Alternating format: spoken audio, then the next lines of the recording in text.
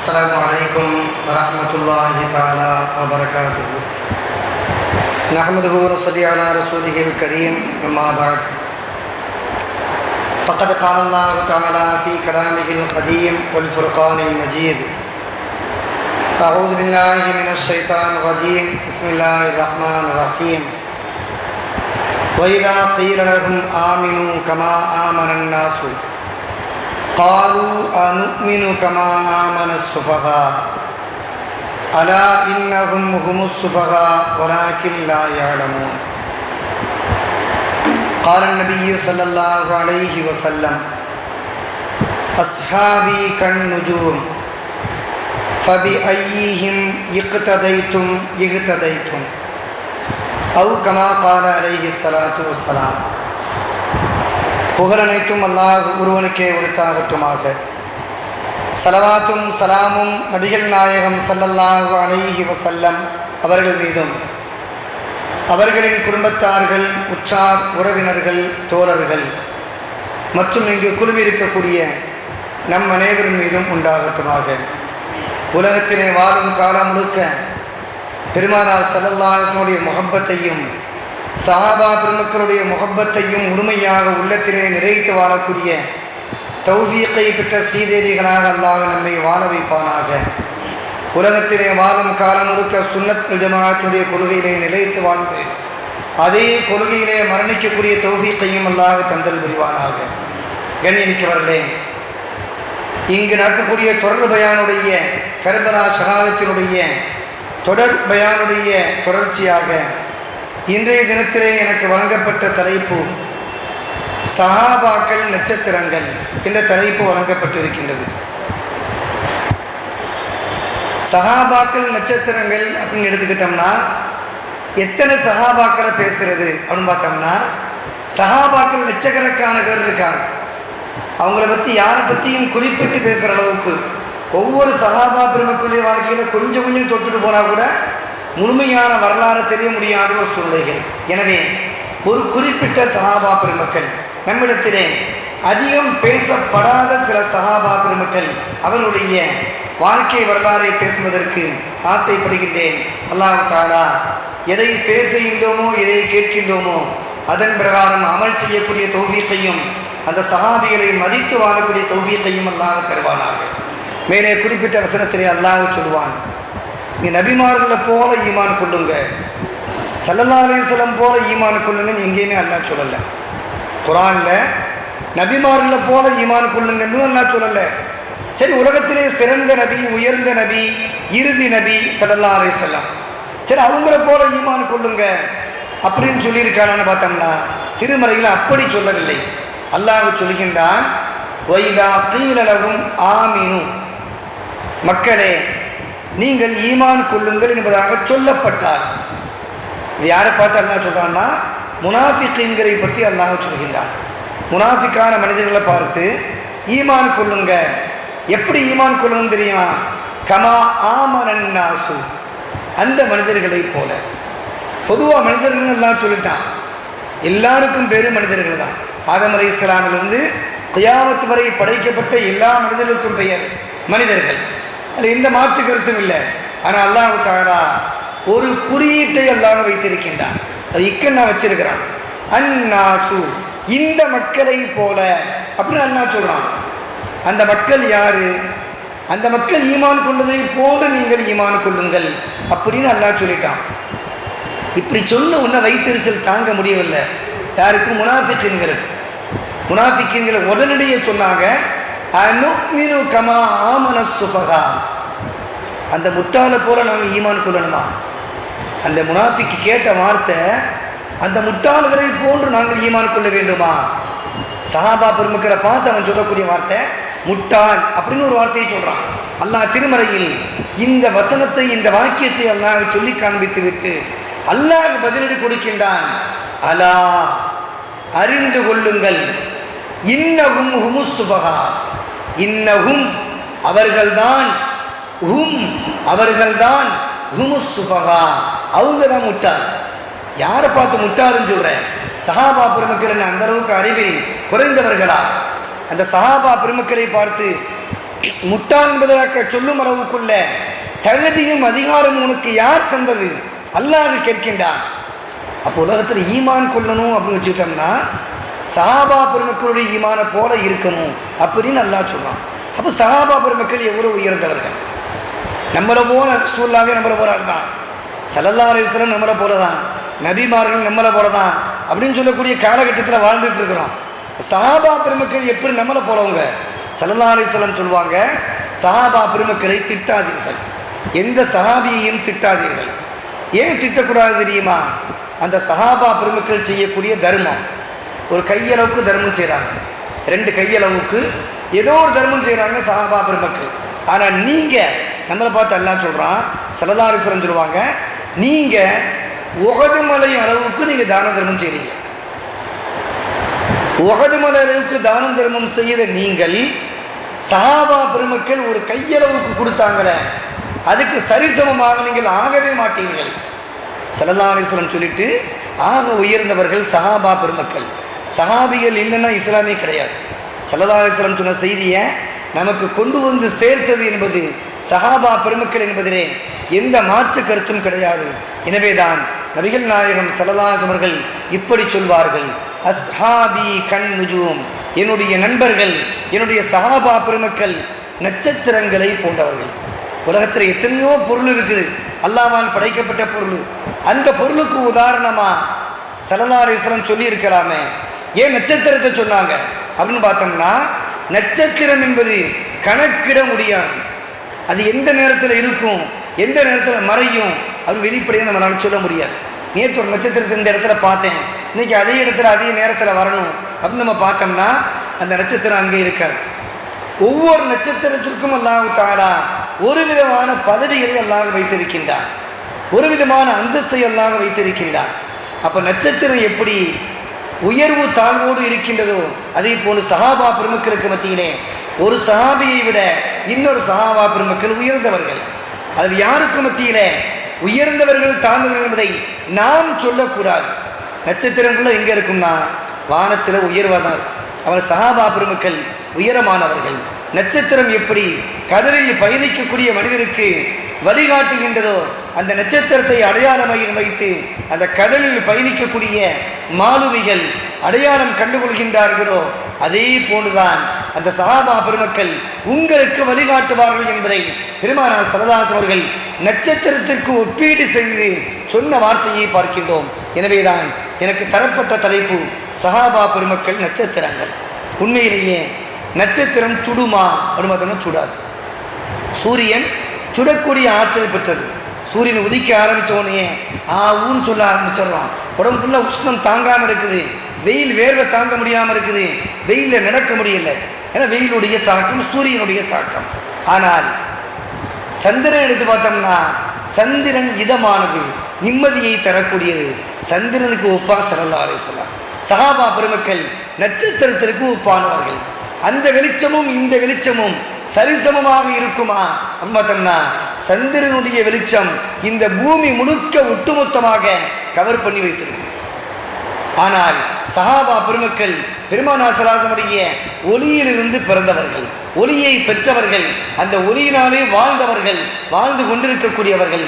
எனவே அந்த ஒளி என்பது யாரையும் சுட்டெரிக்காது. அது தன்னுடைய இதமான வெளிச்சத்தை மக்களுக்கு மத்தியிலே வெளிப்படுத்தும். அப்படிப்பட்ட ஆற்றல் பெற்றவர்கள் தான் சஹாபா பெருமக்கள். அந்த சஹாபா பெருமக்களே அபூ லுபாபா ரலியல்லாஹு தஆலா அன்ஹு, அபூ லுபாபா ரலியல்லாஹு தஆலா அன்ஹு அவங்க பேர் என்ன? ஹதீஸ் கிரந்தங்களில் வரலாற்றில் பார்த்தோம்னா அவங்கள பற்றி சரியான பெயர் சொல்லப்படவில்லை. அபூ லுபாபா இந்த பட்டப்பெயரை வைத்து அவர்கள் அறியப்படுகின்றார்கள். காரணம், அவர்களுக்கு 2 குழந்தைகள் இருந்தார்கள். ஒரு பிள்ளையினுடைய பெயர், ஒரு குழந்தை ஆண் குழந்தை. அந்த ஆண் குழந்தையை வைத்து அறியப்படவில்லை. மாறாக இவர்கள் லுபாபா என்று சொல்லக்கூடிய அவருடைய பெண் குழந்தையின் மூலமாக அறியப்படுகின்றார்கள். ஆண் குழந்தையினுடைய பெயர் சாயிப், சாயிப் என்று சொல்லக்கூடிய பெயர். 2 குழந்தைகளுமே 2 தாய்க்கு பிறந்தவர்கள், ஒரே தந்தைக்கு பிறந்தவர்கள். அபூ லுபாபா அவர்களுக்கு பிறந்தவர்களான 2 குழந்தைகள். ஆனால் தாய் வெவ்வேறு, தகப்பன் ஒன்று. அந்த தகப்பனுடைய பெயர் தான் அபூ லுபாபா ரலியல்லாஹு தஆலா அன்ஹு. தன்னுடைய மகளுடைய பெயரோடு சேர்த்து லுபாபாவினுடைய தந்தை என்பதாக அடைமொழியாக வைத்து கொண்டார்கள். எனவே அடைமொழிதான் பிரபலியமாக இன்றளவும் பார்க்கப்படக்கூடிய ஒரு சூழ்நிலைகளை பார்க்கின்றோம். ஹஜ்ஜுக்கு செல்லக்கூடிய ஹாஜிகள் மதீனாவிற்கு சென்று விட்டால் மதீனாவிலே சில முக்கியமான தூண்கள் இருக்கின்றது. அந்த தூணை இன்னைக்கும் போனோம்னா அடையாளம் பார்க்கும் அளவுக்குள்ள அடையாளமிட்டு வைத்திருக்கின்றார்கள். அந்த தூண்களில் ஒரு தூண் தான் உஸ்துவானே அபூ லுபாபா. அபூ லுபாபாவினுடைய தூண் என்பதாக இன்றளவும் அந்த தூணுக்கு பெயர் இருக்கின்றது. இன்னொரு பேரு உஸ்துவானே தௌபா. தௌபாவினுடைய தூண் என்பதாக அந்த தூணுக்கு மற்றொரு பெயரும் சொல்வார்கள். அந்த அபூ லுபாபா ரலியல்லாஹு தஆலாவுக்கு வைக்கப்பட்ட பெயர் என்பதாக தெரியவில்லை என்றாலும் கூட வரலாற்றிலே புஷைர் என்பதாக ஒரு பெயரை சொல்கின்றார்கள், ரிஃபா என்பதாக மற்றொரு பெயரை சொல்கின்றார்கள். எப்படி இருந்தாலும் சரி அவர்களுடைய அறியப்படக்கூடிய பெயர் அபூ லுபாபா ரலியல்லாஹு தஆலா. இந்த சஹாபி எப்போ இஸ்லாத்தை தழுவுனாங்க அப்படின்னு பார்த்தோம்னா மதீனாவிலிருந்து 70 நபர்கள் நபிகள் நாயகம் ஸல்லல்லாஹு அலைஹி வஸல்லம் சந்திப்பதற்காக வருகின்றார்கள். 70 நபர்கள். அந்த வந்த 70 நபர்களுமே நபிகள் நாயகம் ஸல்லல்லாஹு அலைஹி வஸல்லம் முபாரக்கான கரத்தை பிடிக்கின்றார்கள். பிடித்து விட்டு சொல்கின்றார்கள், யா ரசூலல்லாஹ், உங்களை கொண்டு பரிபூர்ணமான முறையிலே நாங்கள் ஈமான் கொண்டோம். நீங்கள் எதை சொன்னாலும் நாங்கள் செய்வதற்கு தயாராக இருக்கின்றோம். என்ன சொன்னாலும் உயிரை விடுவதற்கும் நாங்கள் தயாராக இருக்கின்றோம் என்பதாக 70 நபர்கள் உறுதிமொழி அளித்த அந்த சஹாபா பெருமக்களே அபூ லுபாபா ரலியல்லாஹு தஆலா அவர்களும் ஒருவர். அப்போ ஆரம்ப காலகட்டத்திலே இஸ்லாத்தை தழுவிய முக்கியமான சஹாபா பெருமக்களே அபூ லுபாபா ரலியல்லாஹு தஆலா அவர்களும் ஒருவர் என்பதை நம்முடைய கவனத்திலே வைக்க வேண்டும். அந்த மதீனாவுக்கு கூடிய தூணை பற்றி இன்ஷா அல்லாஹ் இறுதி நேரத்திலே, அந்த பயானுடைய கடைசி நேரத்திலே இன்ஷா அல்லாஹ் விளக்கமாக இன்ஷா அல்லாஹ் சொல்கின்றேன். இந்த அபூ லுபாபா ரலியல்லாஹு தஆலாவுடைய சகோதரர் உமர் ரலியல்லாஹு சகோதரர் ஸைத் இப்னு கத்தாப் என்று சொல்லக்கூடிய அவங்க இவருடைய மகளை திருமணம் முடித்தார்கள். லுபாபாவை திருமணம் முடித்தது யாருன்னா உமர் ரலியல்லாஹுடைய சகோதரர் திருமணம் முடித்தார்கள். இவங்க அபூ லுபாபான் பேரு. இவர் ஆக உயர்ந்தவர்கள். எந்த போர்க்களத்துக்கு போனாலும் சரிதான், யா ரசூலல்லாஹ் நானும் வர்றேன்னு என்னையும் கூப்பிட்டு போங்களேன் அப்படின்னு சொல்லி ஆசையோடு கேட்பாங்க. அதே போல தான் பத்ர் போர்க்களத்துக்கு போகும்போது அபூ லுபாபா ரலியல்லாஹு அன்ஹு ஓடோடி வந்தாங்க, யா ரசூலல்லாஹ் பத்ர் போர்க்களத்தில் நானும் கலந்துக்கிறேன், எனக்கு அனுமதி தாங்க, நான் மதீனாவை சார்ந்தவன் அப்படின்னு ஆசையோடு சொன்னாங்க. சொல்லும்போது நபி ஸல்லல்லாஹு அலைஹி வஸல்லம் கூப்பிட்டாங்க, அபூ லுபாபா நீங்கள் போருக்கெல்லாம் வர வேண்டாம், நீங்கள் மதீனாவிலே உட்காருங்க. மதீனாவில் எனக்கு பகரமாக இந்த ஊரினுடைய பெண்கள், ஆண்கள், வயோதிகர்கள் அனைவரையும் பாதுகாக்கக்கூடிய பொறுப்பை பெற்றவர்கள் தாங்கள் தான். ஸல்லல்லாஹு அலைஹி வஸல்லம் உயர்ந்த பதவியை கொடுத்தாங்க. நிறைய இடங்களில் பார்க்கிறோம் பெருமானார் ஸல்லல்லாஹு அலைஹி அவர்கள் முக்கியமான பொறுப்பை கொடுத்து இந்த சஹாபியை அமர வைத்தார்கள் என்ற வரலாறை பார்க்கின்றோம். சரித்திரத்தில் பரவலானுடைய வரலாறை பேசப்படவில்லை. எனவே அவர்களை பற்றி அறியப்படக்கூடிய செய்தி மிக கம்மியாகவே இருப்பதை நம்மால் பார்க்க முடிகிறது. அப்போ ஸல்லல்லாஹு அலைஹி வஸல்லம் பத்ர் போர்களுக்கு வர வேண்டாம், இங்கேயும் உட்காருங்கன்னு சொல்லிட்டாங்க. போர்க்களம்லாம் முடிஞ்சு சஹாபா பெருமக்களோடு நபிகள் நாயகம் ஸல்லல்லாஹு அலைஹி வஸல்லம் அவர்கள் ஊருக்கு வருகின்றார்கள், மதீனாவிற்கு திரும்புகின்றார்கள். மதீனாவுக்கு திரும்பிய உடனே அபூ லுபாபாவை அழைத்து வாருங்கள் என்பதாக மஸ்ஜித் நபவிக்கு அழைத்து வரப்படுகின்றார்கள். அபூ லுபாபா ரலியல்லாஹு தஆலா அன்ஹு நபி ஸல்லல்லாஹு அலைஹி வஸல்லம் போரில் கிடைத்த கனீமத் பொருள், வெற்றி பொருள், அந்த பொருளில் இவர்களுக்கும் ஒரு பங்கை வழங்குகின்றார்கள். யதார்த்தமாக போர்க்களத்தில் கலந்தாதான் அவங்களுக்கு ஒரு பங்கு. ஒன்று போர்க்களத்தில் கலந்துருக்கணும், போர்க்களத்தில் ஷஹீதாக இருக்கணும், அவங்களுக்கு தான் அந்த பொருளில் பங்கு கிடைக்கும். ஊரில் யார் உட்கார்ந்தாலும் பங்கு கிடைக்காது. அது வயசான மனிதராக இருந்தாலும் சரி பங்கு கொடுக்கப்படாது, மார்க்கத்தினுடைய யதார்த்தமான சட்டம். ஆனால் நபிகள் நாயகம் ஸல்லல்லாஹு அலைஹி அவர்கள் அபூ லுபாபா ரலியல்லாஹு அந்த பத்ர் போர்க்களத்திலே கிடைத்த அந்த பொருளில், கனீமத்தினுடைய பொருளில் ஒரு பங்கை கொடுக்கின்றார்கள். அபூ லுபாபா, நீங்கள் போர்க்களத்துக்கு வரல, ஆனால் போர்க்களத்தில் கலந்த நன்மையை அல்லாஹ் உங்களுக்கு வழங்கி இருக்கின்றான். எனவே கனிமத்தையும் நான் தருகின்றேன் என்பதாக நபிகள் நாயகம் ஸல்லல்லாஹு அலைஹி வஸல்லம் அவர்களுக்காக வேண்டி ஒரு பங்கை கொடுத்தார்கள் என்ற வரலாறை பார்க்கின்றோம். பல போர்களில் இந்த சஹாபியினுடைய பொறுப்பு என்னன்னா ஊரில் பாதுகாப்பு வேலையை பார்ப்பது. இந்த சஹாபிக்கு அப்படிப்பட்ட பொறுப்பை கொடுத்து வைத்திருந்தார்கள். பெருமானார் ஸல்லல்லாஹு அலைஹி வஸல்லம் மக்காவை வெற்றி கொண்ட அந்த தினத்திலே நிறைய கோத்திரத்தை சார்ந்தவர்கள், மக்காவை சார்ந்த மதீனாவை சார்ந்தவர்கள், ஒவ்வொரு கோத்திரத்தாரும் என்ன செய்கிறாங்கன்னா அவங்கவுங்களுடைய தலைவர்களோடு சேர்ந்து கூட்டமாக போகிறாங்க. ஒவ்வொரு கூட்டமாக ஒரு கூட்டம் தனியாக போகும். அவங்களுக்கு ஒருத்தர் தலைவராக இருப்பாங்க. அவங்க கொடியை பிடிச்சிக்கிட்டு அவங்க போவாங்க. அவங்களுக்கு பின்னாடியே அந்த கூட்டம் போகும். இப்படியே ஒவ்வொரு கூட்டமாக போகுது. அதே மாதிரி அந்த கூட்டத்துக்கு மத்தியில் ஒரு நபர் தான் அபூ லுபாபா ரலியல்லாஹு அன்ஹு. இவங்க அவங்களுடைய கூட்டத்திற்கு தலைவராக, கொடியேந்தியவர்களாக, பெருமானார் ஸல்லல்லாஹு அலைஹி வஸல்லம் வெற்றியை கொண்டாடும் முகமாக மக்கமா நகருக்கு கூட்டமாக சென்றவர்களில் அபூ லுபாபா ரலியல்லாஹு அன்ஹு தன்னுடைய கூட்டத்திற்கு தலைவராக கொடியை பிடித்து சென்றார்கள் என்ற வரலாறை பார்க்கின்றோம். கண்ணியமிக்கவர்களே, பெருமானார் ஸல்லல்லாஹு அலைஹி வஸல்லம் கந்தக் போர்க்களம், அஹ்ஸாப் என்பதாக சொல்வார்கள். அந்த போர்க்களத்திற்காக வேண்டி சுற்றி அகல் தோன்றியிருப்பாங்க. அகல் போர் என்பதாக தமிழிலே சொல்வார்கள். அந்த அகல் போர் ஏன் தோன்றுனாங்க அப்படின்னு பார்த்தோம்னா சல்மானுல் ஃபாரிசி ரலியல்லாஹு தஆலா அன்ஹு அவருடைய ஆலோசனை பிரகாரம் அவங்க சொன்னாங்க, யா ரசூலல்லாஹ், பாரசீக நாட்டில் எங்கள் நாட்டில் இப்படி தற்காப்புக்காக ஊரை சுற்றி ஒரு குழி தோண்டுவாங்க. அந்த குழியை தோண்டிட்டோம்னா பெரிய அகலமான குழி, நல்ல அகலம், நல்ல ஆழம். யாருமே அந்த குழியை சாதாரணமாக தாண்டிட முடியாது. ஒன்று தாண்டினா உள்ளே விழணும், அல்லது காலு முறிஞ்சு கீழே விழணும். ரெண்டில் ஏதாவது ஒன்று தான் செய்ய முடியும். இந்த ஆலோசனை சொன்னவுடன் நபிகள் நாயகம் ஸல்லல்லாஹு அலைஹி வஸல்லம் அந்த ஆலோசனையை ஏற்றார்கள். ஏற்று ஊர் முழுக்க கந்தக் என்று சொல்லக்கூடிய இந்த பகுதியிலே பெருமானார் ஸல்லல்லாஹு அலைஹி வஸல்லம் சஹாபா பெருமக்கள் மூலமாக குழியை தோண்டுகின்றார்கள். அப்படி குழியை தோண்டி சஹாபா பெருமக்களுக்கு மத்தியிலே பாதுகாப்பை ஏற்படுத்துகின்றார்கள்.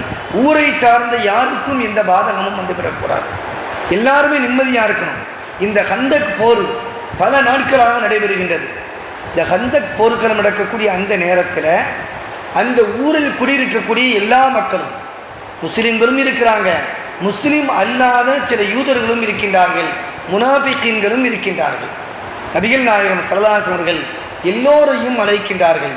அழைத்து கேட்குறாங்க, இந்த போர்க்களம் நடக்கும்போது எங்களுக்கு ஒத்துழைப்பு தருவீங்களா, உங்களுடைய ஆதரவு கிடைக்குமான்னு கேட்டாங்க. எல்லாருமே வந்தாங்க, யூதர்களும் வந்தாங்க, கிறிஸ்தவர்களும் வந்தாங்க, முனாஃபிக்கீன்களும் வந்தாங்க, சஹாபா பெருமக்களும் வந்தாங்க, சாதாரணமான முஸ்லிம்களும் வந்தாங்க. வந்து சொன்னாங்க, யா ரசூலல்லாஹ், முழுக்க நாங்கள் உங்களுக்கு ஆதரவு தெரிவிக்கிறோம், நாங்கள் மாற்றமாக நடக்க மாட்டோம், எதிரிகளுக்கு ஆதரவு நாங்கள் இருக்க மாட்டோம் அப்படின்னு சொன்னதில் ஒரு யூத குடும்பமும் சாரும். யூதன் என்றைக்குமே என்ன செய்வான்னா அவன் விஷமிதான், என்றைக்குமே வாக்குறுதி கொடுப்பான். ஆனால் அரேபியர்களுடைய யதார்த்தமான பழக்கம் என்னவென்றால், அரேபியர்கள் வாக்குறுதி கொடுத்து விட்டால் உயிர் போனாலும் பரவாயில்லை, அதற்கு கட்டுப்படுவார்களே தவிர கொடுத்த வாக்குறுதிக்கு மாற்றமாக நடக்க மாட்டார்கள். இன்றைக்கி அரபியர்களுடைய யதார்த்தமான பழக்கம் அந்த குணம்தான். அப்போ அந்த நேரத்தில் அந்த குறிப்பிட்ட பகுதியை சார்ந்த அந்த யூதர்கள் வாக்குறுதிக்கு மாற்றம் செய்கின்றார்கள், எதிரிடையை சார்ந்தவரிடத்திலே ஒப்பந்தம் செய்கின்றார்கள். நாங்கள் ஸல்லல்லாஹு அலைஹி வஸல்லம் ஒப்பந்தம் செஞ்சதெல்லாம் சும்மா பேருக்கு தான் செஞ்சோம், அவங்களுக்கு கட்டுப்படலை, நாங்கள் ஈமான் கொள்ளலை, அவங்களுக்கு மாற்றமாக நாங்கள் செய்வோம். நீங்கள் ஒருவேளை எங்கள் ஊருக்கு வந்தீங்கன்னா, கந்தக் போர்க்களம் நடக்கக்கூடிய இந்த இடத்துக்கு வந்தீங்கன்னா, எங்கள் வீட்டில் தங்குற மாதிரி நீங்கள் வந்து ஒரு சூழ்நிலையை உண்டாக்குங்க, நாங்கள் சகஜமாக பழகிற மாதிரி பழகுவோம். பழகிட்டா நம்ம எல்லாரும் சேர்ந்து நபி ஸல்லல்லாஹு அலைஹி வஸல்லம் கொலை செய்யலாம் திட்டம் தீட்டுறாங்க. நபி ஸல்லல்லாஹு அலைஹி வஸல்லமுக்கு அல்லாஹ் வழியை அறிவித்து கொடுக்கின்றான். ஸல்லல்லாஹு அலைஹி வஸல்லம் எல்லாத்தையுமே நம்புவாங்க, யாரையுமே நம்புவாங்க.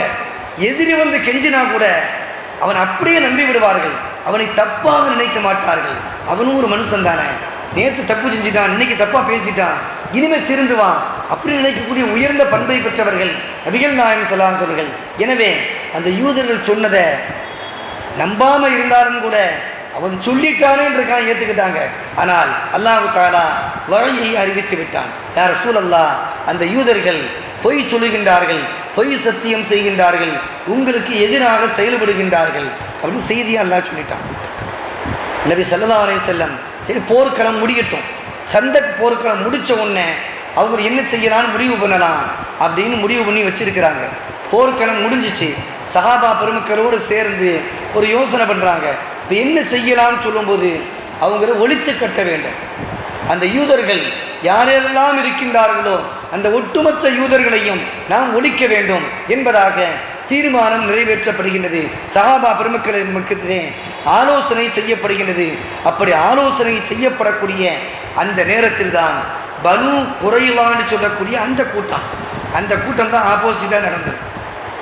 இப்போ கடைசியில் என்னாச்சுன்னா இவங்க பயந்து போய், முஸ்லீம்களுக்கு பயந்து போய் நம்மளை கண்டிப்பாக ஒழிச்சிருவாங்க, நம்மளால் மீண்டு வர முடியாது அப்படின்னு உறுதி பண்ணதுக்கு பின்னாடி ஒரு கோட்டைக்குள்ளே போய் புகுந்துட்டாங்க. பிரமாண்டமான கோட்டை.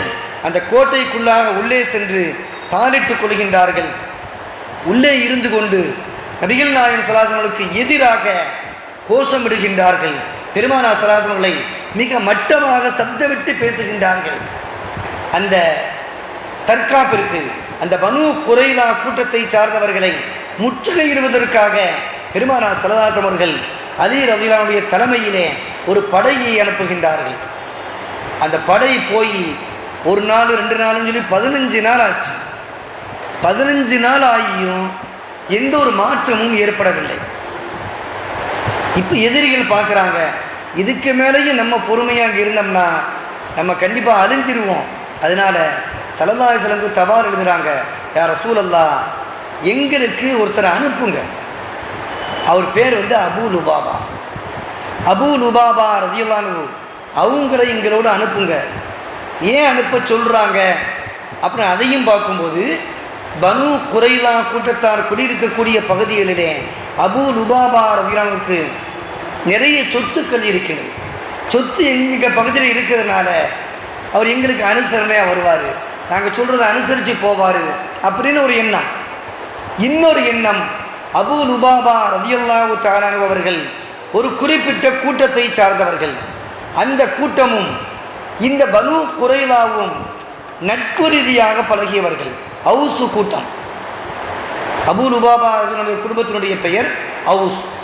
அந்த அவுசு கூட்டமும் பனு குறைலா கூட்டமும் நீண்ட காலமாக நட்பாக பழகி வருகின்றார்கள். அதனால் என்ன முடிவு பண்ணுறாங்கன்னா, அபூ லுபாபா ரலியல்லாஹு அன்ஹு எங்களோடு பேச்சுவார்த்தைக்கு அனுப்பினால் நாங்கள் சம்மதம் தெரிவிக்கின்றோம், எதை முடிவெடுத்தாலும் ஏற்றுக்கொள்கின்றோம் அப்படின்னு எதிரிகள் சொல்லிட்டாங்க. அபூ லுபாபா ரலியல்லாஹு தஆலா அன்ஹு உடனடியாக பெருமானார் ஸல்லல்லாஹு அலைஹி வஸல்லம் அனுப்பி வைக்கப்படுகின்றார்கள். அனுப்பி வைக்கப்படும்போது யூதருடைய குறுக்கு புத்தி என்ன செய்யும் தெரியுமா? ஆண்கள்லாம் ஒரு பக்கம் சோகமாக அமர்ந்திருக்கிறாங்க. ஆண்கள்லாம் ஒரு பக்கம் மிக சோகமாக அமர்ந்திருக்கிறாங்க. ஹஸரத் ஜிப்ராயில் அலைஹிஸ்ஸலாம் சொல்லிட்டாங்க, அந்த பனு குறைலா கூட்டத்தை கொன்று விடுங்கள் அல்லாஹ் சொன்னான் என்பதாக சொல்லப்பட்ட செய்தி. ஆனால் பெருமானார் ஸல்லல்லாஹு அலைஹி வஸல்லம் அவர்கள் சொல்லி அனுப்பினார்கள், அபூ லுபாபா எக்காரணத்தை கொண்டும் இந்த செய்தியை அவருக்கு சொல்லக்கூடாது என்பதாக பெருமானார் ஸல்லல்லாஹு அலைஹி வஸல்லம் அவர்கள் சொல்லி அனுப்பினார்கள்.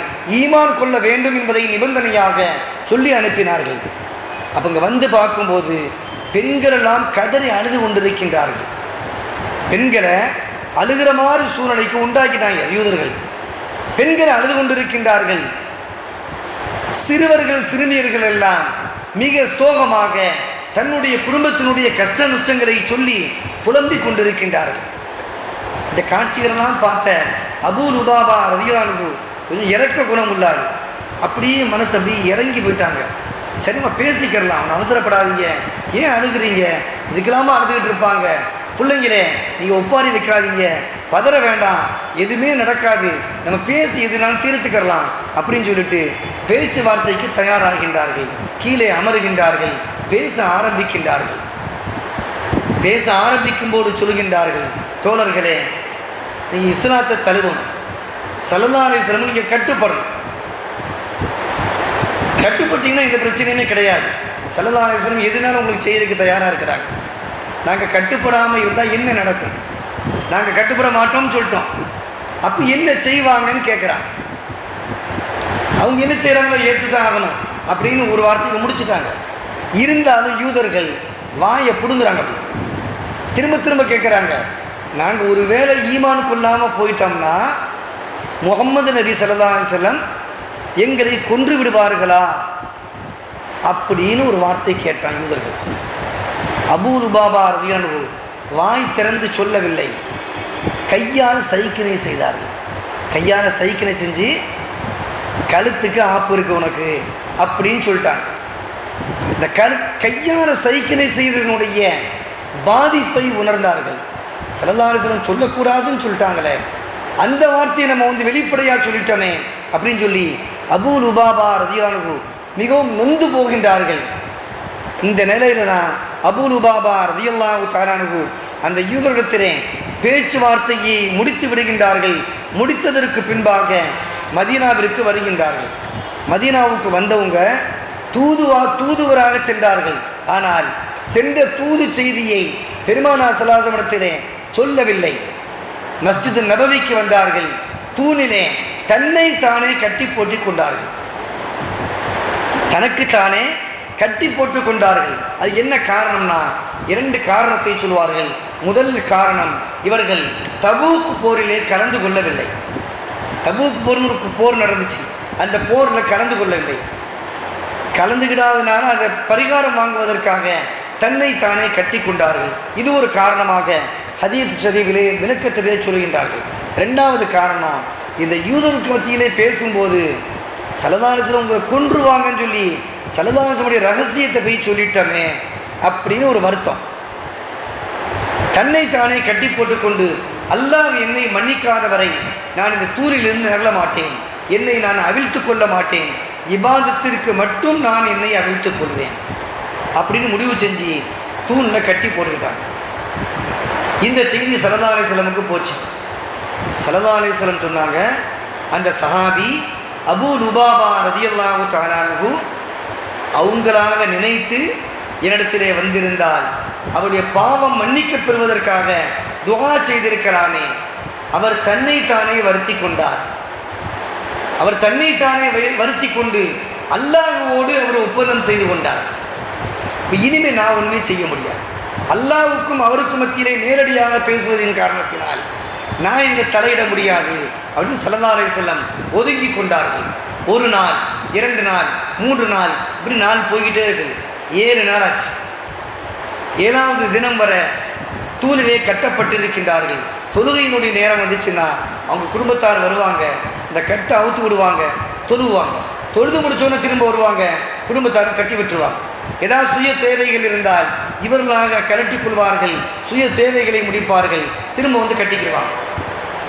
சஹாபா பெருமக்கள் சின்ன தவறை கூட மிகப்பெரிய பாவமாக நினைத்தவர்கள். எனவேதான் அஸ்ஹாபி கன்முஜூம், என்னுடைய தோழர்கள் நட்சத்திரங்களை போன்றவர்கள் என்பதாக நபிகள் நாயகம் ஸல்லல்லாஹு அலைஹி வஸல்லம் அவர்களை வர்ணித்தார்கள் என்ற செய்திகளை பார்க்கின்றோம். தூணில் கட்டி 7 நாள் ஆச்சு. 7வது நாள் நடக்கும்போது நபி ஸல்லல்லாஹு அலைஹி வஸல்லம் அவர்கள் உம்மு சலமா ரலியல்லாஹு தன்னுடைய வீட்டிலே இருக்கின்றார்கள். 7வது நாள் அப்படி வீட்டில் இருக்கும்போது நபி ஸல்லல்லாஹு அலைஹி வஸல்லம் அவர்கள் சப்தமிட்டு சிரிக்கின்றார்கள். கடைவாய் பல் தெரியும் அளவுக்கு சிரிக்கின்றார்கள். சிரித்த உடனே உம்மு சலமா ரலியல்லாஹு தஆலா ஓடோடி வந்தார்கள். அல்லாஹ் உங்களை எப்போதும் சிரிக்க வைப்பானாக. ஸல்லல்லாஹு அலைஹி வஸல்லம் பார்த்து இந்த வார்த்தையை சொல்லிட்டு சொன்னாங்க, யா ரசூலல்லாஹ், ரொம்ப கடுமையாக சிரிச்சதுக்கான காரணம் என்ன? யதார்த்தமான பெண்களுடைய பழக்கம், வீட்டில் நம்ம சிரித்தோம்னா நம்ம செஞ்ச சாப்பாடு நல்லா இருக்கு போல தெரியுது, அல்லது நம்ம இன்றைக்கி ஏதோ ஒரு கொடுத்த பொருள் நல்லா இருக்கு எப்படி நினைப்பாங்க அவங்க. அந்த ஆர்வத்தில் அந்த உம்மு சலமா ரலியல்லாஹு தஆலா ஓடோடு கேட்குறாங்க. நபி ஸல்லல்லாஹு அலைஹி வஸல்லம் சொன்னாங்க, அபூ லுபாபாவை அல்லாஹ் மன்னித்து விட்டான், அவருடைய தௌபாவை அல்லாஹ் ஏற்றி விட்டான். 7 தினங்களாக தன்னை தானே வருத்தியவராக தூணிலே கட்டி போட்டு வைத்திருந்தார்.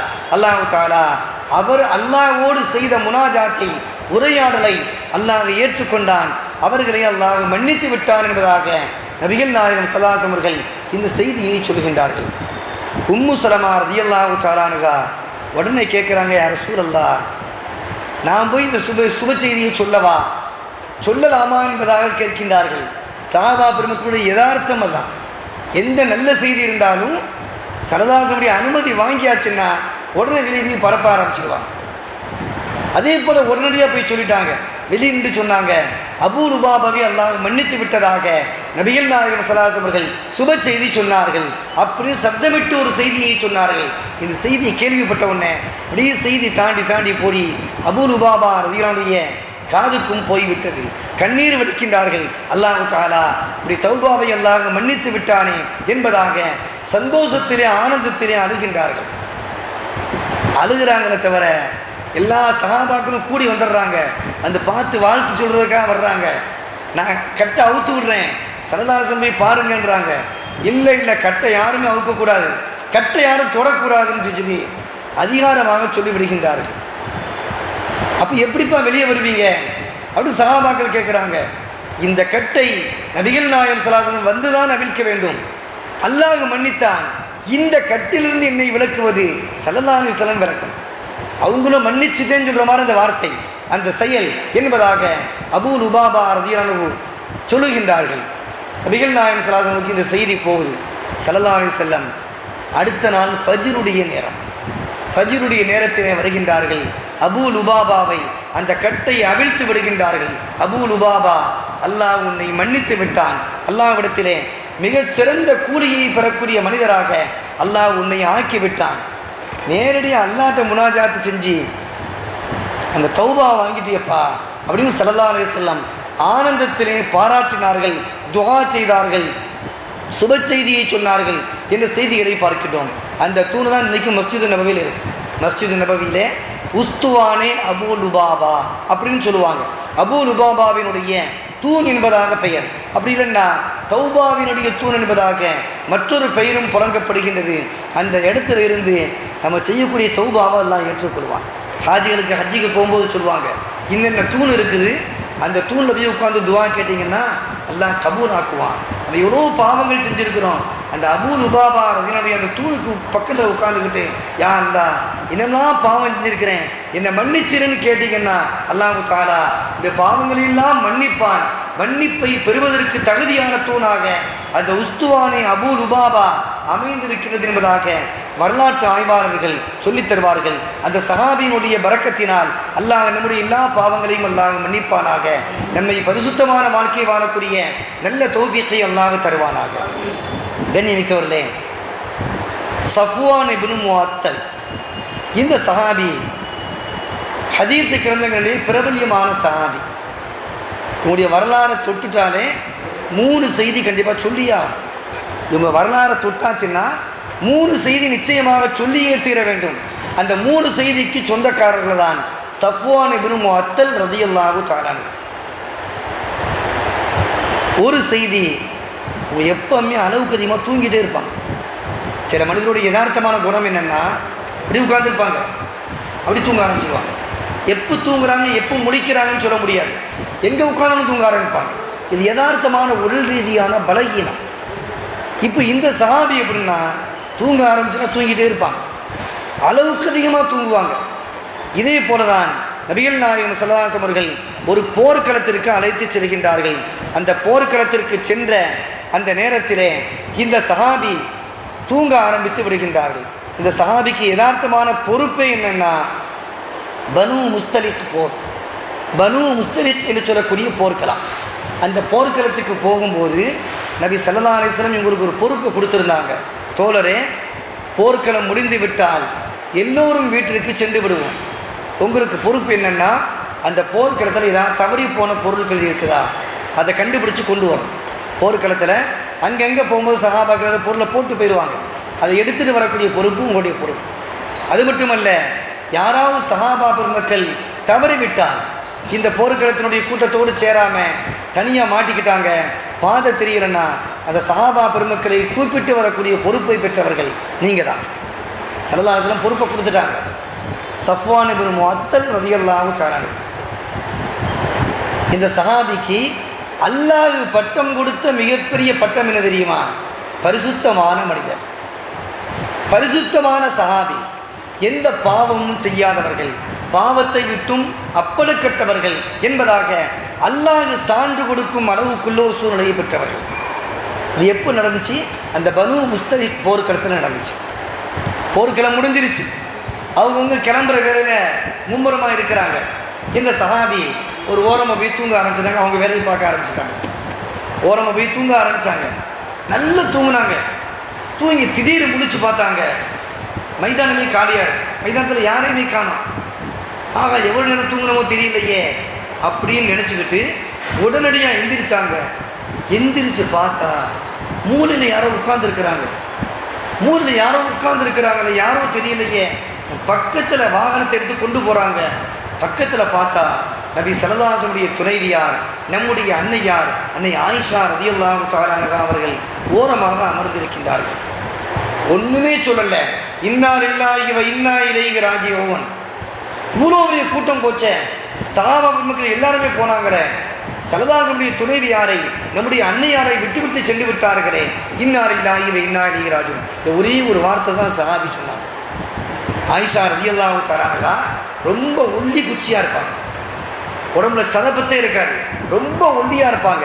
அப்படிப்பட்ட ஆயிஷா ரலியல்லாஹு தஆலா அன்ஹா இந்த வார்த்தையை கேட்ட உடனே, சரி போர்க்களத்தில் ஒரு பாதுகாப்புக்கு கடைசியில் ஒரு சஹாபியை பெருமானார் ஸல்லல்லாஹு அலைஹி அவர்கள் விட்டு வைப்பார்கள். அதே போன்று இந்த சஹாபியை விட்டு வைத்திருக்கின்றார்கள், நம்மை அழைத்து செல்வதற்காக வந்திருக்கின்றார்கள் என்பதாக அந்த அன்னை ஆயிஷா ரலியல்லாஹு தஆலா அன்ஹா அவர்கள் புரிந்து கொண்டு அந்த ஒட்டகத்தினுடைய தொட்டில், ஒட்டகத்தில் மேலே உட்காந்துருப்பாங்க, இப்படி சுற்றி தொட்டில் மாதிரி இருக்கும், ஒரு தொட்டி மாதிரி இருக்கும். அந்த தொட்டிக்குள்ளே ஏறி உள்ள உட்காந்துடுறாங்க. ஆயிஷா ரலியல்லாஹு தஆலா அந்த தொட்டிக்குள்ளே உட்காந்துடுறாங்க. காலையில் கிளம்பியவர்கள் லுகர் நேரத்திலே மதீனாவிற்கு வருகின்றார்கள். அவ்வளவு தொலை வருகின்றார்கள். மதீனாவிற்கு நுழைந்த மாத்திரத்திலே நிறைய முனாஃபிகீன்கள் கட்டவிழ்த்து விடுகின்றார்கள். தனக்கு நாவிற்கு வந்த விஷயத்தை பேசுகின்றார்கள். நபிகள் நாயகம் ஸல்லல்லாஹு அலைஹி வஸல்லம் துணைவியார் தவறாக நடந்து விட்டார்கள் அப்படின்னு செய்தியை பரப்ப ஆரம்பிச்சிட்டாங்க. பரப்பின செய்தி சாதாரணமான செய்தி இல்லை, மிகப்பெரிய பாதிப்பை வரலாற்றிலே ஏற்படுத்தியதை நாம் பார்க்க முடிகின்றது. அன்னை ஆயிஷா ரலியல்லாஹு தஆலா அன்ஹா சொல்கிறாங்க, இந்த சம்பவத்தை வெளியே பரப்புனதுக்கு பின்னாடி என்னுடைய தந்தையினிடத்திலே முகம் கொடுத்து பேசவில்லை. என்னுடைய தந்தை அவர்களே, நீங்களுமா சந்தேகப்படுறீங்க? அன்னை ஆயிஷா ரலியல்லாஹு தஆலா கேட்குறாங்க, நீங்களுமா சந்தேகப்படுறீங்க? இல்லைம்மா, நான் சந்தேகப்படலம்மா, இது ஸல்லல்லாஹு அலைஹி வஸல்லமுக்கும் உனக்கும் மத்தியில் உள்ள பிரச்சனை. இதில் அல்லாஹ் தீர்ப்பு வழங்காதவரை நான் அதை ரசூலா மீறி நான் ஒன்றும் செய்ய முடியாதுமா. ஸல்லல்லாஹு அலைஹி வஸல்லம் என்ன தீர்ப்பை சொல்லுகின்றார்களோ அதுவரை நானும் பொறுமையாதாமல் இருக்கணும் அப்படின்னு பெருமானார் ஸல்லல்லாஹு அலைஹி வஸல்லம் மாமனார் ஹஸரத் அபூபக்கர் சித்தீக் பொறுமையோடு பதிலை சொல்லிவிட்டு சென்று விடுகின்றார். ஆயிஷா ரலியல்லாஹு தஆலா அன்ஹா கடுமையாக உடல்நிலை பாதிக்கப்படுகின்றார்கள். மனசில் அந்த செய்தியை வச்சு ரொம்ப பாதிக்கப்படுகின்றார்கள். பாதிக்கப்பட்ட ஆயிஷா ரலியல்லாஹு தஆலா அன்ஹா நோய்வாய்ப்படுகின்றார்கள். அப்பப்போ முடியாமல் படுத்துக்கிறாங்க. பெருமானார் ஸல்லல்லாஹு அலைஹி அவர்கள் வீட்டுக்கு வருவாங்க. என்ன ஆயிஷா, சாப்பிட்டீங்களா? உடம்பு என்ன செய்யுது? இப்போ எப்படி இருக்குது? சரி, உடம்பை பார்த்துக்கிட்டு அப்படி போயிடுவாங்க ஸல்லல்லாஹு அலைஹி வஸல்லம். ஆயிஷா ரலியல்லாஹு தஆலா சொல்கிறாங்க, இந்த பிரச்சனை வந்ததுக்கு பின்னாடி நபி ஸல்லல்லாஹு அலைஹி அவர்கள் பழைய முறையில் என்னோடு இணக்கமாக இருக்கவில்லை. அவருடைய பேச்சுவார்த்தை பழைய மாதிரி என்று கிடையாது. ஏன்னா அல்லாஹ்வுடைய உத்தரவு வரணுன்றதுக்காக பார்த்துட்டு இருக்கிறாங்க. அதே நேரத்தில் துணைவியை கவனிக்க வேண்டும் என்பதற்காக ஏதோ பேருக்கு கேட்டு பேசாமல் ஒதுங்கிறாங்க. அல்லாஹ்வுடைய உத்தரவு வரணுமே அப்படின்றதுக்காக வேண்டி. இந்த சமயத்தில் தான் நீண்ட காலங்களுக்கு பின்பாக அல்லாஹ் வசனத்தை இறக்குகின்றான். அன்னை ஆயிஷா ரலியல்லாஹு தஆலா அன்ஹா அவர்கள் பரிசுத்தமானவர்கள். இப்போ யாரோடு ஒப்பிட்டு பேசுனாங்கன்னா சஃப்வான் இப்னு முஅத்தல் ரலியல்லாஹு அன்ஹு அவங்களோடு ஒப்பிட்டு பேசுனாங்க. இந்த சஃப்வான் இப்னு முஅத்தல் ரலியல்லாஹு அன்ஹு அவர்களோடு ஒப்பிட்டு பேசியதன் காரணத்தினால் இப்போது அல்லாஹ்வுடைய வசனம் இறங்கிவிட்டது. இவங்களும் பரிசுத்தமான ஆள் தான். அந்த வசனம் ரெண்டு பேருக்கும் பொருந்தும். இவங்களோடு ஒத்துதானே பேசுகிறாங்க, இவங்களோடு தவறை செய்து விட்டார்கள் என்பதாக சொன்னார்கள். அல்லாஹ் வசனத்தை இறக்குகின்றான், பரிசுத்தமானவர்கள். எனவே அன்னை ஆயிஷா ரலியல்லாஹு தஆலா அன்ஹா அவர்களோடு ஒப்பிட்டு பேசிய சஃப்வான் இப்னு முஅத்தல் ரலியல்லாஹு அன்ஹு மிக பரிசுத்தமானவர்கள் என்பதற்கு திருமறையினுடைய வசனம் சான்றாக அமைந்திருக்கின்றது. இந்த சமயத்தில் தான் நிறைய சஹாபா பெருமக்கள் பேசினாங்க. இன்றைக்கி அல்லாஹ் திருமறையில் சொல்லுவான், இது தலக்கவுனஹு பி அல்சினத்திஹிம் வ தகூலுன பி அஃப்வாஹிக்கும் மா லைஸ லகும் பிஹி இல்ம். உங்களுக்கு தெரியாத விஷயத்தை நாவில் அசை போடாதீங்க. அடுத்தவனை பற்றி பேசுகிற விஷயத்தில் என்னப்பா அவனுக்கு சொன்னானம்ல, இவன் இப்படி சொன்னானம்ல, அவனை பற்றி இப்படி பேசிக்கிறாங்களே, அவன் எப்படி நீ கோடீஸ்வரனானா, அவனை பற்றி தெரியுமா, யாரையா பற்றி பேசுறது? இது அல்லாஹ் சொல்கிறான், நாவு இருக்கின்றது என்பதற்காக அடுத்தவனை பற்றி தெளிவாக தெரியாமல் நீங்கள் நாவிலே அசை போட வேண்டாம், அதை பற்றி தேவையில்லாமல் நீங்கள் பேச வேண்டாம் என்பதாக அல்லாஹ் சொல்கின்றான். பொதுவாக மார்க்க விஷயங்களில் 2 சாட்சி தேவை. எந்த விஷயமா இருந்தாலும் சரிதான் 2 சாட்சி தேவை. அந்த 2 சாட்சியும் மூமினாக இருக்க வேண்டும், ஆண்களாக இருக்க வேண்டும். இதுதான் நிபந்தனை. சரி, ஒருவேளை ஆண்களே கிடையாது, பெண்கள் தான் இருக்கிறாங்கன்னு வச்சுக்கிட்டோம்னா ஒரு ஆண் 2 பெண் சாட்சி சொல்ல வேண்டும். இது மார்க்கம் சொல்லக்கூடிய செய்தி. ஆனால் ஒரு மனிதன் பிற மனிதரை பற்றி அவதூறு பரப்பிவிட்டால் அதற்கு சாட்சி 4 சாட்சி வேலை, 4 சாட்சி தேவை. 4 சாட்சிகளை கொண்டு வர வேண்டும். 4 சாட்சிகளை கொண்டு வந்ததற்கு பின்பாக அல்லாஹ் மீது ஆணையாக இவர் தவறை செய்து விட்டார், அதற்கு 4 சாட்சி. நான் சொல்லக்கூடிய செய்தி ஒருவேளை பொய்யா இருந்தால் அல்லாஹ்வுடைய சாபம் எனக்கு உண்டாகட்டும் என்பதாக அவர் தன்னைத்தானே சபித்து கொள்ள வேண்டும் என்பதை மார்க்கம் சொல்லித் தருகின்றது. இப்போ அவதூறு விஷயத்தில் அன்னை ஆயிஷா ரலியல்லாஹு தஆலா அன்ஹா சஃப்வான் இப்னு முஅத்தல் ரலியல்லாஹு பரிசுத்தவான்கள் என்பதை அல்லாஹ் திட்டவட்டமாக சொல்லிவிட்டான். நபிகள் நாயகம் ஸல்லல்லாஹு அலைஹி அவர்கள் மஸ்ஜித் நபவிற்கு வந்தார்கள், குத்பாவிலே ஏறினார்கள், மெம்பரிலே ஏறினார்கள். சஹாபா பெருமக்களே, இந்த சஃப்வான் இப்னு முஅத்தல் இருக்கின்றார்களே, என்னுடைய வீட்டிற்கு எப்போதெல்லாம் வருகின்றார்களோ, என்னுடைய துணைமாரில் இருக்கக்கூடிய அந்த வீட்டிற்கு எப்போதெல்லாம் வருகின்றார்களோ, வரக்கூடிய நேரத்திலே நான் இல்லாத நேரத்திலே வரமாட்டார்கள். நான் எப்போலாம் வீட்டில் இருக்கிறேனோ, வீட்டில் இருக்கிறேன்னு தெரிஞ்சால் மட்டும்தான் வீட்டுக்கு வருவாங்க. நான் இல்லைன்னு தெரிஞ்சுன்னா வீட்டுக்கு வரவே மாட்டாங்க. அவ்வளோ பெரிய பரிசுத்தமானவர்கள்.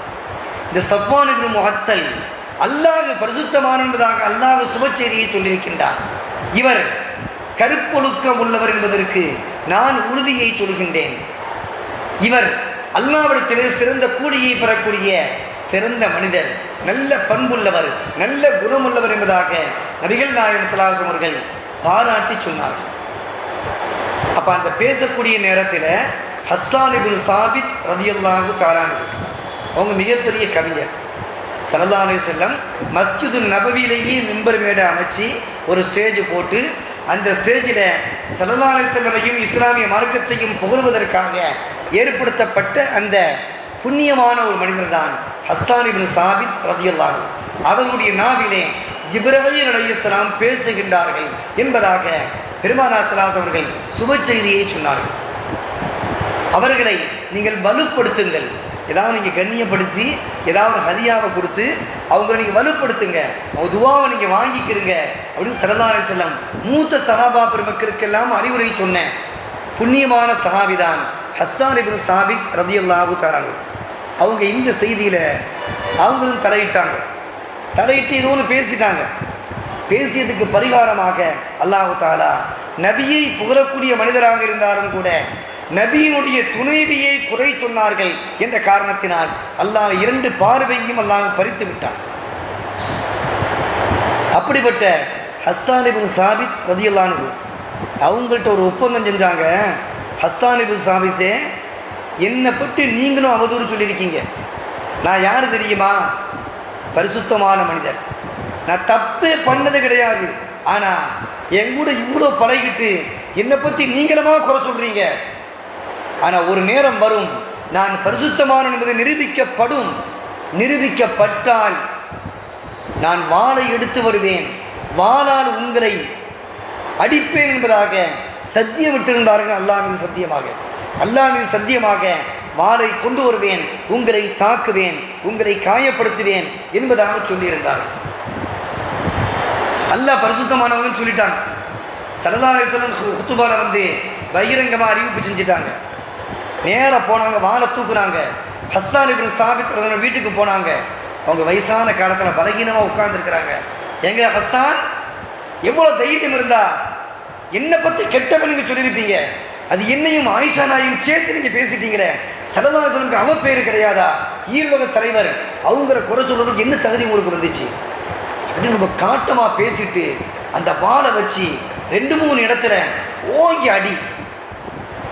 கடுமையான காயத்தை ஏற்படுத்தி விட்டார்கள். நாவளவிற்கு நீங்கள் பேசி எங்களுடைய உள்ளங்களை நீங்கள் புண்பட வைத்து விட்டீர்கள். ஆனால் நான் ஆயுதத்தால் உங்களை காயப்படுத்தி இருக்கின்றேன். நான் செய்த சபதம், நான் பரிசுத்தமானவன் வந்தால் உங்களை அடிப்பேன் என்பதாக சொல்லியிருந்தேன், அடித்து விட்டேன் என்பதாக சொல்லிவிட்டார்கள். அடிச்சாச்சுன்னு தெரிஞ்ச உடனே ஹஸ்ஸான் இப்னு சாபித் அவனுடைய கூட்டத்தாரெலாம் ஓடி வந்துட்டாங்க. யா ரசூலல்லாஹ், உங்களுடைய நண்பர் அபூ லுபாபா ரலியல்லாஹு, சஃப்வான் இப்னு முஅத்தல் ரலியல்லாஹு அன்ஹு ஹஸ்ஸான் இப்னு சாபித் அவர்களை காயப்படுத்தி விட்டார்கள். நாங்கள் பழிக்கு பழி வாங்கலாம், அனுமதி தாருங்கள் அப்படின்னு கேட்குறாங்க. ஸல்லல்லாஹு அலைஹி வஸல்லம் கொஞ்சம் கூட யோசிக்கலை. நம்முடைய சஹாபி தானே, நம்ம வக்காலத்து வாங்கி பேசலாமே அப்படின்னு நினைக்கல. தப்பு செய்தால் சஹாபியும் தண்டிக்கப்பட வேண்டும் என்பதை பெருமானார் ஸல்லல்லாஹு அலைஹி வஸல்லம் உறுதியாக இருந்தார்கள். இவ்வளவுதான் நமக்கு வேண்டிய ஆளாக இருந்தால் கூட விட்டு கொடுக்கக்கூடாது, அவர் பாதிக்கப்பட்டிருக்கிறார் அப்படின்னு ஸல்லல்லாஹு அலைஹி வஸல்லம் நீங்கள் பழி வாங்கிக்கிறீங்க. ஆனால் அந்த சஹாபி எவ்வளோ அடித்தாங்களோ அவ்வளோ தான் நீங்கள் அடிக்கணும். அதை தாண்டி அளவுக்கு அதிகமாக அடிக்கிறதுக்கு உங்களுக்கு அனுமதி கிடையாது அப்படின்னு ஒரு நிபந்தனையை சொல்லி அனுப்பி வச்சுட்டாங்க. நேராக அந்த சஹாபா பெருமக்கள் எல்லாம் இவர்களை தங்களுடைய பகுதிக்கு அழைத்து செல்கின்றார்கள். கூட்டு போனால் என்ன நடக்குமோ தெரியல, அவ்வளோ ஆக்ரோஷமாக கொண்டு போகிறாங்க. இந்த சஹாபியை சஃப்வான் இப்னு முஅத்தல் அவர்களை கொண்டு செல்கின்றார்கள். அவங்க கொண்டு போன உடனே நபி ஸல்லல்லாஹு அலைஹி வஸல்லம் அவர்கள் தாரை தாரையாக கண்ணீர் வடிக்கின்றார்கள், அழுகின்றார்கள். சஹாபா பெருமக்களாக கேட்கின்றார்கள், யா ரசூலல்லாஹ், என்ன காரணத்துக்காக நீங்கள் அழுகிறீங்க, நீங்கள் அழுகிற காரணம் என்ன அப்படின்னு கேட்கும்போது நபி ஸல்லல்லாஹு அலைஹி வஸல்லம் சொன்னாங்க, சஃப்வான் இப்னு முஅத்தல் அவர்கள் ஹஸ்ஸான் இப்னு சாபித் ரலியல்லாஹு அடித்ததற்காக, பழி வாங்குவதற்காக அவருடைய கூட்டத்தை சார்ந்தவர்களை அழைத்து செல்கின்றார்கள். ஆனால் இதிலே பழிக்கு பழி அவருடைய வாங்குவது அவருடைய உரிமை. ஆனால் என்னுடைய தோழர் நல்ல மனிதர், அல்லாஹ்வால் பாராட்டப்பட்ட அந்த மனிதர் அடிபடப் போகின்றாரே, காயப்படப் போகின்றாரே, பதிலுக்கு பதிலாக அடிபடப் போகின்றார் என்பதாக நான் நினைத்து வருத்தப்படுகின்றேன், அழுகின்றேன் என்பதாக நபிகள் நாயகம் ஸல்லல்லாஹு அலைஹி வஸல்லம் அவர்கள் சொன்ன நேரத்திலே சஹாபா பெருமக்கள் உடனடியாக ஆள் அனுப்புகின்றார்கள். தோழர்களே, அவரை அடிக்க வேண்டாம், அந்த சஹாபியை சஃப்வான் இப்னு முஅத்தல் அவர்களை நீங்கள் அடிக்க வேண்டாம், அவரை நீங்கள் கொண்டு வந்து விடுங்கள், பெருமானார் ஸல்லல்லாஹு அலைஹி வஸல்லம் சமூகத்திலே கொண்டு வந்து விட்டு விடுங்கள் என்பதாக சஹாபா பெருமக்கள் செல்லுகின்றார்கள். பழிவாங்கப்படவில்லை, கொண்டு வந்தாச்சு. ஹஸ்ஸான் இப்னு சாபித் ரலியல்லாஹு அன்ஹு பக்கத்தில் உட்கார்ந்துட்டு கேட்குறாங்க, ஏங்க சஃப்வான், நான் வயசான ஒரு மனுஷன், அப்படி தெரிஞ்சுக்கிட்டு என்னை இப்படி அடித்து காயப்படுத்திட்டீங்களங்க, என் உடம்பு முழுக்க காயமாக இருக்குதுங்க, எவ்வளோ நான் பாதிக்கப்பட்டிருக்கிறேன், இவ்வளோ பாதிக்கப்படுற அளவுக்கு என்னை நீங்கள் அடிக்கணுமா அப்படின்னு கேட்குறாங்க. இவ்வளவு கிடையாது, நீங்கள் வயசானவர் என்பதற்காகத்தான் உங்களை விட்டு விட்டு இருக்கின்றேன், இல்லை என்றால் உங்களை கொலை செய்திருப்பேன். நபி ஸல்லல்லாஹு அலைஹி வஸல்லம் சொல்கிறாங்க, அந்த சஹாபியை நீங்கள் கொன்றிருந்தால், ஒருவேளை அதே காயத்தில் அந்த சஹாபி இறந்திருந்தால், ஒரு முஸ்லிமை கொலை செய்து விட்டு என்பதற்கு நீங்கள் அல்லாஹ்விடத்தில் பழிவாங்கப்படுவீர்களே என்பதாக பெருமானார் ஸல்லல்லாஹு அலைஹி வஸல்லம் அவர்கள் அந்த சபையிலே குறுக்கிட்டு பேசுகின்றார்கள். தனக்கு வேண்டிய ஆள் தான், தன்னை புகழ்ந்த கவிஞர் தான், 2 பேருமே வேண்டிய ஆள் தான். யாருக்கும் சப்போர்ட்டாக பெருமானார் ஸல்லல்லாஹு அலைஹி வஸல்லம் அவர்கள் பேசவில்லை. இருவருடைய தவறையும் சுட்டி காண்பித்தார்கள். சஹாபியாக இருந்தாலும் கூட தவறை சுட்டி காண்பிக்கும் விஷயத்திலே பெருமானார் ஸல்லல்லாஹு அலைஹி வஸல்லம் அவர்கள் தவறவில்லை என்பதையும் இந்த வரலாற்றிலே நமக்கு சுட்டி காண்பிக்கின்றார்கள். எனவேதான் நாம் சாதாரணமாக மனிதராக வாழும் நேரத்திலே நம்மிடத்திலே எந்த தவறுகள் இருந்தாலும் சரி, அது யாராக இருந்தாலும் சரி, அந்த தவறை சுட்டி காண்பிக்கக்கூடிய விஷயங்களிலே நளினமான வார்த்தையை கையாள வேண்டும், தவறுகளை சுட்டி காண்பிக்க வேண்டும். பெருமானார் ஸல்லல்லாஹு அலைஹி வஸல்லம் அவர்கள் 2 சஹாபா பெருமக்களுக்கு மத்தியிலே அது குறிப்பிட்ட அந்த இணக்கத்தை ஏற்படுத்தினார்கள், தவறுகளையும் சுட்டி காண்பித்தார்கள் என்ற வரலாறை பார்க்கின்றோம். இந்த சஃப்வான் இப்னு முஅத்தல் ரலியல்லாஹு அன்ஹு அவர்களை பெருமானார் ஸல்லல்லாஹு அலைஹி வஸல்லம் அவர்கள் ஒரு குறிப்பிட்ட இடத்திற்கு அனுப்பி வைக்கின்றார்கள். அந்த கூட்டம் யாருன்னா உருனியீன் அப்படின்னு சொல்லக்கூடிய கூட்டத்தார். அவங்க என்ன செய்கிறாங்கன்னா, யா ரசூலல்லாஹ், எங்களுடைய கூட்டத்தை சார்ந்தவர்களுக்கு உடம்பு ஃபுல்லாக சொறி சிறங்காக இருக்குது, சொறி சிறங்கு அரிப்பு வியாதி உடம்பு ஃபுல்லாக இருக்குது. அதுக்கு தேவை என்னென்னா ஒட்டகத்தினுடைய பால், ஒட்டகத்தினுடைய சிறுநீர், இது எங்களுக்கு தேவை. நீங்கள் அந்த ஒட்டகத்தை கொஞ்சம் கொடுத்தீங்கன்னா நாங்கள் அதுக்கு வைத்தியம் பார்த்துக்கிருவோம் அப்படின்னு சொல்லி கேட்டாங்க. ஸல்லல்லாஹு அலைஹி வஸல்லம் அனுப்பி வைத்தார்கள். ஆனால் அந்த குறிப்பிட்ட உர்ணியின் கூட்டத்தை சார்ந்தவர்கள் செய்த துரோகம் என்ன தெரியுமா? யாரை தூதுவராக கூட்டு போனாங்களோ, இந்த ஒட்டகத்தை பாதுகாக்கிறதுக்காக கூட்டு போனாங்களோ, அந்த சஹாபியை அவர்கள் கொலை செய்து விடுகின்றார்கள். தாங்கள் கொண்டு சென்ற அந்த ஒட்டகத்தை மருந்தாக பயன்படுத்துவதற்கு பதிலாக மருந்தாக பயன்படுத்தியதற்கு பின்பு அதை அறுத்து விடுகின்றார்கள், கரியாக சமைத்து விடுகின்றார்கள். இப்படி செஞ்சதுனால ஸல்லல்லாஹு அலைஹி வஸல்லம் அவர்கள் அந்த குறிப்பிட்ட கூட்டத்தை சார்ந்தவர்களை மாறுகை மாறுகால் வாங்குமாறு பெருமானார் ஸல்லல்லாஹு அலைஹி வஸல்லம் அவர்கள் பணித்தார்கள் என்ற வரலாறை பார்க்கின்றோம். இந்த சஃப்வான் இப்னு முஅத்தலுடைய துணைவியார் ஆரம்பத்தில் ஸல்லல்லாஹு அலைஹி வஸல்லம் வந்தாங்க. யா ரசூலல்லாஹ், என்னுடைய வீட்டுக்காரை பற்றி 3 குறை சொல்கிறதுக்காக வந்திருக்கிறேன். 3 குறை சொல்கிறதுக்காக வந்திருக்கிறேன். நம்ம அடிக்கடி கேட்ட செய்தி தான். இந்த செய்தியில் முக்கியமான படிப்பினை ஒன்று இருக்குது. அந்த சஹாபியை பற்றி துணைவியார் சொல்ல வருகின்றார்கள். அப்படி சொல்லும்போது ஸல்லல்லாஹு அலைஹி வஸல்லம் என்னமான்னு கேட்டாங்க. யா ரசூலல்லாஹ், நான் எப்போ தொழுதாலும் சரி தான் என்னை அடிச்சுக்கிட்டே இருக்கிறார். நான் தொழுதா அவருக்கு பிடிக்க மாட்டேங்குது, தொழுதாலே அடிக்கிறார். நோன்பு வச்சா நோன்பை விடுன்னு வற்புறுத்துறார். எல்லா நேரத்திலையும் ஃபஜ்ரை பிந்தி தான் தொழுகிறார். சூரியன் உதிச்ச பின்னாடி தான் ஃபஜ்ரையை தொழுக ஆரம்பிக்கிறார் அப்படின்னு அவருடைய மனைவி புகார் சொன்னாங்க. ஸல்லல்லாஹு அலைஹி வஸல்லம் அந்த சஹாபியை கூப்பிட்டு வாங்கம்மா. கூப்பிட்டு வந்த பின்னாடி நபி ஸல்லல்லாஹு அலைஹி வஸல்லம் கேட்டாங்க, சஃப்வான் இப்னு முஅத்தல் அவர்களே, நீ துணைவியார் சொல்லக்கூடிய அந்த புகார் உண்மையா என்பதாக கேட்டார்கள். என்றைக்குமே யாரும் சொன்னாங்கன்னா சொன்னதை வச்சு உடனே விசாரிக்கக்கூடாது, தீர விசாரிக்க வேண்டும். உண்மையா பொய்யான்னு கேட்கணும். ஸல்லல்லாஹு அலைஹி வஸல்லம் ஒரு தடவை தொழுவிக்கும் போது ஒரு தடவை அசர் நேரத்தில் சின்ன தவறு ஏற்பட்டு ரக்காத்து கூடிடுது. சஹாபா பெருமக்கள் கேட்டாங்க, யா ரசூலல்லாஹ், குஸிரத்து ஸலாத்து அம் நஸீத. சஹாபாக்கள் கேட்ட அந்த வார்த்தையை நீ நளினத்தை பாருங்க. குஸிரத்து ஸலாத்து, யா ரசூலல்லாஹ், தொழுகை குறைக்கப்பட்டு விட்டதா? அம் நஸீத. எப்பவும் 4 ரக்காத்து அசர் தொழுவோம், இன்னைக்கு நீங்கள் 3 ரக்காத்து தொழுவிச்சிங்களே, தொழுகை குறைக்கப்பட்டுருச்சா? அம் நஸீத, இல்லாட்டா நீங்கள் மறந்துட்டீங்களா? 2வது கேள்வி தான் மறந்துட்ட வார்த்தை. நீங்கள் நம்ப இருந்தா என்ன மறந்துட்டீங்களா? நீங்கள் ஃபஸ்ட்டு கேள்வி அதை தான் கேட்போம். என்ன கவனத்தில் நின்றீங்க ஃபஸ்ட்டு கேட்குற கேள்வி. ஆனால் சஹாபா பெருமக்கள் கேட்ட கேள்வி, யா ரசூலல்லாஹ், தொழுகை குறைக்கப்பட்டதா? முதல் கேள்வி. 2வது மறந்துட்டீங்களான்னு கேட்டாங்க. இப்போ ஸல்லல்லாஹு அலைஹி வஸல்லம் அந்த சஹாபியை கூப்பிட்டு விசாரித்தாங்க. ஆமாம் யா ரசூலல்லாஹ், 3 புகாருமே உண்மைதான். அவங்க தொழுதான் நான் அடிக்கிறேன், நோன்பு வச்சா விட சொல்கிறேன். காலைல ஃபஜ்ர் எல்லாருமே தொழுது முடிச்சுட்டு அவங்க வேலையை பார்க்கும்போது நான் தூங்கி முழிக்கிறேன், அதுக்கு பின்னாடி தான் ஃபஜ்ர் தொழுகிறேன் அப்படின்னு சொன்ன உடனே நபி ஸல்லல்லாஹு அலைஹி வஸல்லம் என்ன காரணம்னு கேட்டாங்க. அது தப்பு இல்லையா? தொழுகையை தொழுகிறால தொழுகாதன்னு சொல்கிறது பாவம் இல்லையான்னு கேட்டாங்க. யா ரசூலல்லாஹ், என்னுடைய துணைவி தொழுக ஆரம்பித்தாங்கன்னா நம்மளை மாதிரிலாம் வல்லஸ்ரி நாத்திலாம் ஓதுறது இல்லை. தக்பீரை கட்டோம்னா சூரத்துல் பக்ரா ஓத ஆரம்பிப்பாங்க. சூரத்துல் பக்ரா முடிச்சுருவாங்கன்னு பார்த்தோம்னா ஆல இம்ரான் ஓதுவாங்க, அடுத்து நிசா ஓத தொடர்ந்து ஓதிக்கிட்டே இருப்பாங்க. பெரிய பெரிய சூறா ஓதுவாங்க. அவங்க தொழுது முடிக்கிறதுக்குள்ள ஃபஜ்ர் ஆகிடும். அவங்க தொழுக ஆரம்பித்தா நஃபிலான தொழுகைகள் தொழுகும்போது நீண்ட ஆயத்தை ஓதுறாங்க. என்னுடைய சுய தேவைகளை நிறைவேற்றுவதற்கான சந்தர்ப்பம் கிடைக்கவில்லை. எனக்கு பசிக்குது, சாப்பாடு போடுவாங்கன்னு பார்த்து உட்காந்துருக்காங்க. விவசாயி பார்த்தோம்னா அவங்க பாட்டு தொழுதுகிட்டே இருக்கிறாங்க. அதனால தொழுகை முறிக்க சொல்கிறேன். யார சொல்லலாம், ஏமா நஃபிலான தொழுகைனா சிறுசாக தொழுக வேண்டியதானே, அவர்கிட்ட அனுமதி வாங்கிட்டு தொழுக வேண்டியதானே. சரதாரத்தில் அப்போ தான் சொன்னாங்க, பெண்கள் நஃபிலான வணக்கத்தை செய்வதாக இருந்தால் கணவருடைய அனுமதி தேவை. ஏன்னா அவங்களுடைய சூழ்நிலைகள், நம்மளுடைய தேவைகள் என்ன நமக்கு தெரியாது. 2வது, நீங்கள் நோன்பு வைக்கும்போது விட சொல்கிறீங்களே, என்ன காரணம்? யார் ரசூலல்லாஹ், நான் வாலிப வயதை சார்ந்தவன்.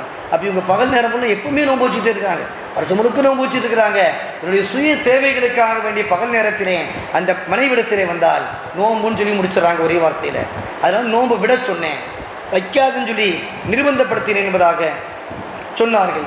ஃபஜ்ர் தொழுகை ஏன் ரொம்ப லேட்டாக தொழுகிறீங்க அப்படின்னு கேட்கும்போது அந்த சஹாபி சொன்னது, யார் ரசூலல்லாஹ், விவசாயத்திலே நான் வேலை செய்கின்றேன், வயக்காட்டில் வேலை செஞ்சுட்டு அழுத்து போய் அசதியோடு வர்றேன், என்னையும் அறியாமல் தூங்கிய, எனக்கு தெரியல ஃபஜ்ர் நேரம் வந்துருச்சுன்றது எனக்கு உணர்ச்சியே கிடையாது.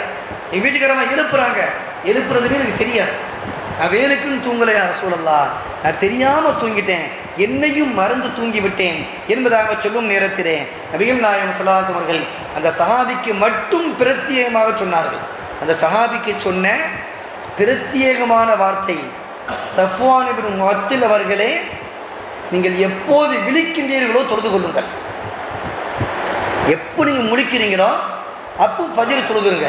அதுக்கு மேலே நீங்கள் தாமதிக்காதீங்க.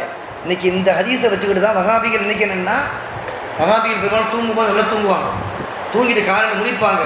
எப்போ முடிக்கிறாங்களோ ஃபஜ்ர் தொழுவாங்க. அதுக்கு சொல்லக்கூடிய ஒரே ஒரு ஹதீஸ் இந்த ஹதீஸ். இந்த ஹதீஸ் யாருடைய விஷயத்தில் என்றால் சஃப்வான் இப்னு முஅத்தில் அதனுடைய விஷயத்திலே பிரத்தியாகமா முறையிலே நபி ஸல்லல்லாஹு அலைஹி வஸல்லம் சொன்ன செய்தி. ஆனால் அதே நேரத்தில் நம்மளையும் அறியாமல் தூங்கிட்டோம் அப்படின்னம்னா இந்த ஹதீஸ் நமக்கு பொருந்தும். என்றைக்கா ஒரு நாளைக்கு தூங்கிட்டோம், நம்மளையும் அறியாமல் முழிச்சிட்டோம்னா முழிச்சவுன்னு தொழுகணுமே தவிர அசால்ட்டாக விட்டுறக்கூடாது. அதுக்காக டெய்லி எப்போ முழிப்போட்டோ அப்போ தான் நான் எந்திரிப்பேன், காலைல 10 மணிக்கு தான் முடிப்பேன், முடித்தவுடனே ஃபஜ்ர் தொழுகிறேன்னா நம்ம கதை அவ்வளோதான். இந்த ஹதீஸ் நமக்கு பொருத்தவில்லை என்பதை கவனத்திலே வைக்க வேண்டும். நபிகள் நாயகம் ஸல்லல்லாஹு அலைஹி வஸல்லம் அவர்கள் சஹாபா பெருமக்களை நட்சத்திரங்கள் என்பதாக சொல்லி தந்திருக்கின்றார்கள். நட்சத்திரங்களை போன்றே சஹாபா பெருமக்கள் தங்களுடைய வாழ்க்கையிலே பிரகாசித்து இருக்கின்றார்கள்.